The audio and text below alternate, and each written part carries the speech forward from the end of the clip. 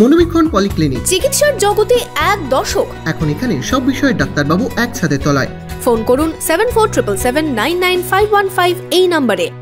মদ্যপ অবস্থায় গাড়ি চালাতে গিয়ে সাগরপাড়ায় রাস্তার পাশে নয়নজলিতে পড়ল 4 চাকা গাড়ি। হতাহত না হলেও মদ্যপ অবস্থায় গাড়ি চালানো নিয়ে প্রশ্ন উঠছে। আপনার আনন্দে আমাদের উদযাপন। বিয়ে হোক বা পার্টি, বহরমপুরে এবার luxury banquet hall at golden retreat.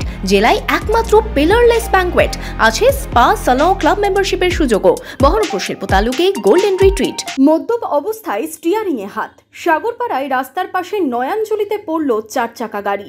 যদিও হতাহতের কোনো খবর নেই। জানা গেছে শুক্রবার বিকেলে 4 চাকা গাড়িতে 3 যুবক সাগরপাড়া ঝিলের ধারে যায়। অভিযোগ, সেখানেই মদ্যপান করে বেসামাল হয়ে পড়ে 3 জনই। এরপর নেশাগ্রস্ত অবস্থায় গাড়ি ঘোরাতে গিয়ে রাস্তার পাশে নয়নজলিতে উল্টে যায়। কি বললাম দেখিনি, আমাকে ডাকলো যে গাড়িটা পড়ে আছে, তুলতে হবে। কিসে তুললেন? ট্রাক্টরে।